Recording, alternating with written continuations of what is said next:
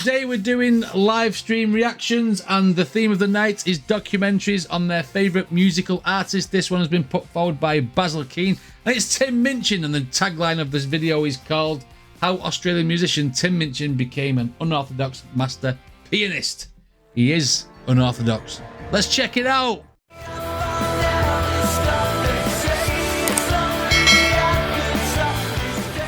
Love this guy. I think he's really, really funny, and I think his values and his morals are absolutely in order. Right, let's see how he became a master pianist, even if it was unorthodox. Let's go. How cool is that?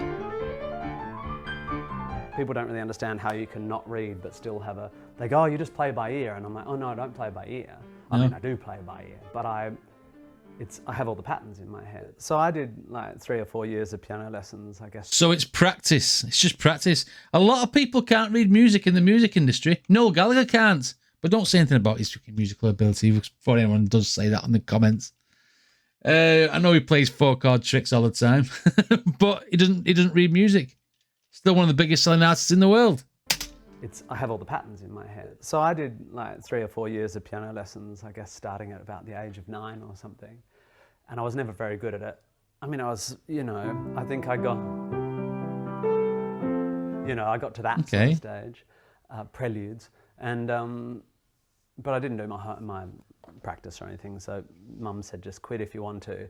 So when I told my piano teacher, who worked at our school, whose name was Jean Craig, she's still around, as far as I know, that I was quitting, she sort of surprised me, and I don't know how much I've distorted this memory, but she was quite a formal sort of teacher. In my head, she was elderly when she's probably not even 60, probably in her mid-50s.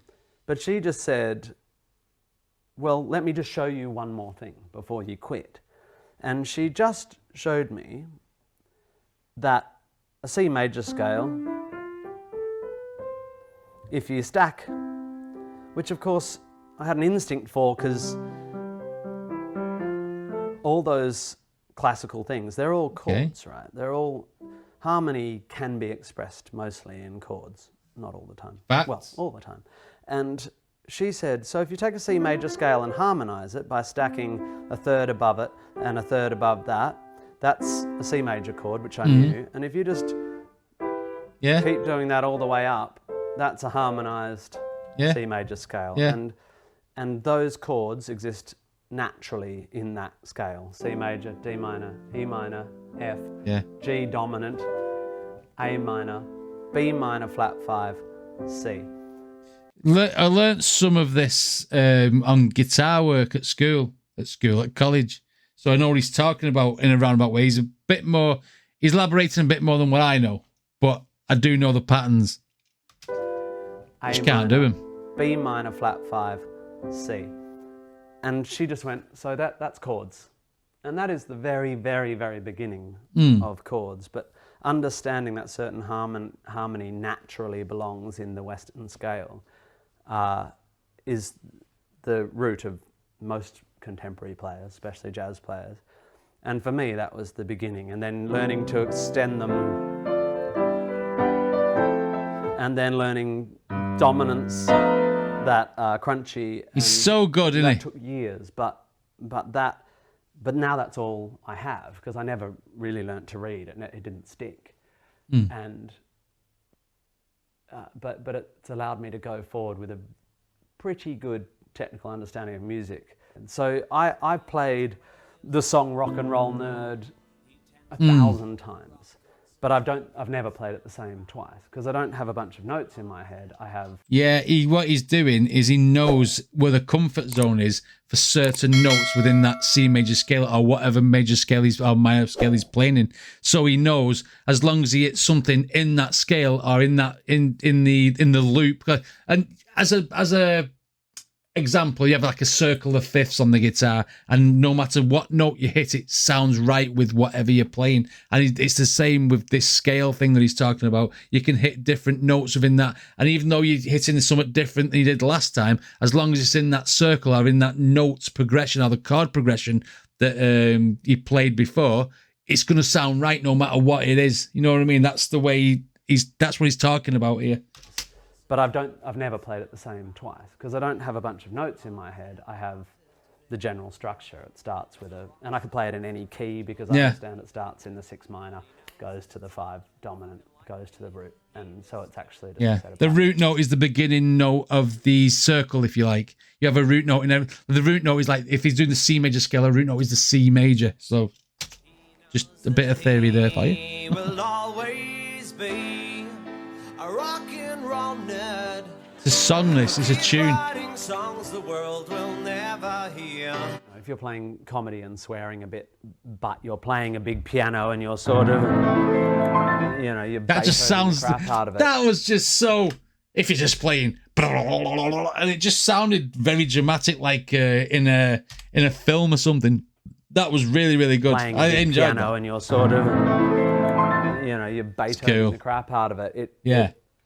It's all about high and low status comedy, and so the piano was always this thing in the center of my stage and became part of a hallmark. And then, of course, I started playing more and more challenging music, and there are pianos that do what you want and pianos that don't. And for many, many professional pianists, of course, Steinways and Bosendorfers and these sorts of beautiful pianos with gorgeous low ends and warmth are the gold standard. But Yamahas are my piano because they are a bit brighter in general, Right. and have really fast action. So all my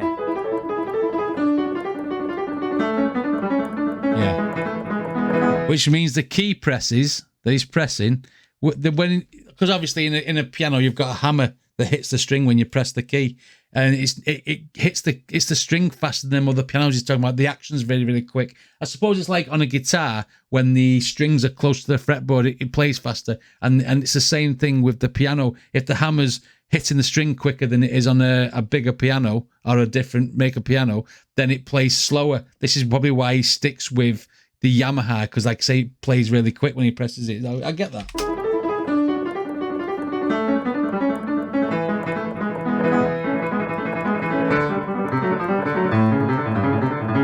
all that bollocksy stuff I did for years. All that bollocksy stuff. Go love Tim Minchin. What a legend. All that bollocksy stuff I did for years is easy to play. Yeah.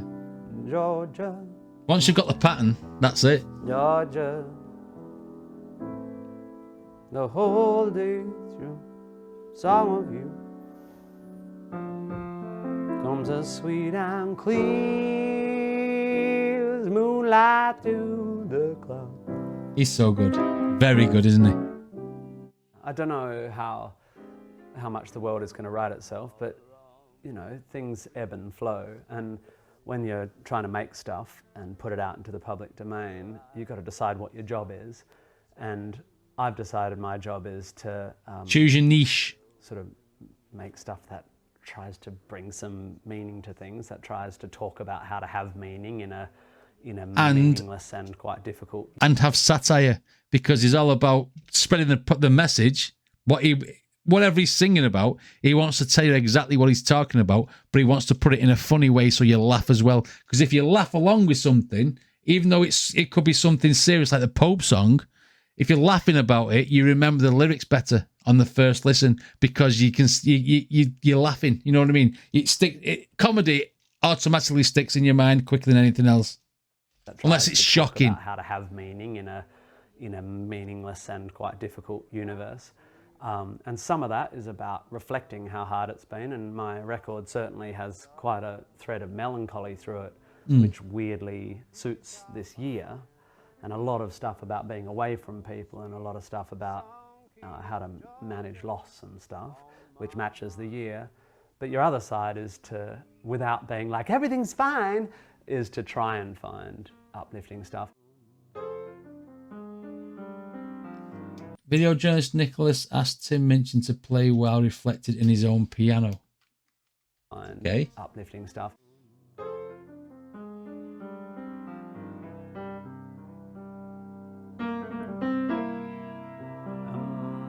Is my face in your reflection, Nicholas? Have you got an erection, Nicholas? Is my head in your reflection, little Nicholas? He's just reacting to what he's telling now, and he's improvising. I'm a stickler for an instance of resistance. In this instance, I'm insistent that Wow. my sister is resistant to my mystifying lyrics. Very good. The way he chops words out to make them rhyme.